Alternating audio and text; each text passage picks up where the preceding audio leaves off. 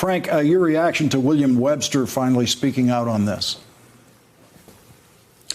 Lawrence, when somebody like William Webster speaks, which he doesn't do often anymore, America needs to listen. When someone like William Webster says, this isn't American, this isn't the rule of law, we need to listen. And I think if you read his op-ed in the New York Times, you'll see his reference to what's coming down the road, where this could be headed. So I want people to understand this isn't about a thin-skinned group of FBI folks who can't take criticism. FBI agents get bashed and beaten and shot at. They can take the criticism. What I think pops out at me out of the editorial is Webster saying, this isn't so much about where we are right now, about where this is headed. He talks about perhaps losing the independence and neutrality of an FBI.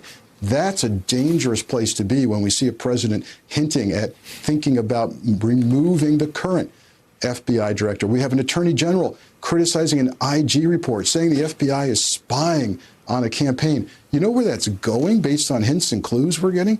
That's going to a political person running the FBI and a political person in the attorney general telling the FBI what to do or not do. That's what I think Mr. Webster is really concerned about. And Andrew Weissmann, in the Mueller investigation, you and that team lived through what William Webster is arguing against here, this kind of attack on FBI agents, attack on federal prosecutors.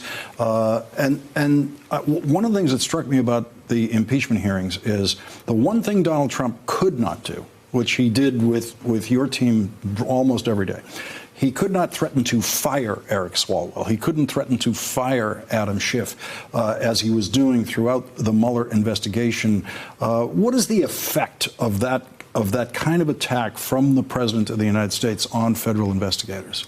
Well, I think you're seeing it because you see the corrosive power that he has, because you can see just what's happened with the change in White House counsel, going from McGahn to Cipollone, and seeing the letter that Cipollone signed is really not what you expect from the White House counsel. You might expect that from his personal counsel. And then you've seen the change from Attorney General Sessions to Attorney General Barr. And former Director Webster, I thought, was really poignant and attacking not just what the president is doing, but also what the attorney general is doing. And to follow up with what Frank is talking about, the danger here is if you do not have an independent Department of Justice and you do not have an independent FBI, that means that it is subject to the political process. Do we really want to live in a society where we are now a banana republic? What everything that we have fought to have Ukraine not be is what we will become, because it means the president or the attorney general can just go after political opponents. And that really is the end of the rule of law. And that's what I think Director Webster was talking about. Thanks for checking out our YouTube channel. Subscribe by clicking on the button below for more from The Last Word and the rest of MSNBC.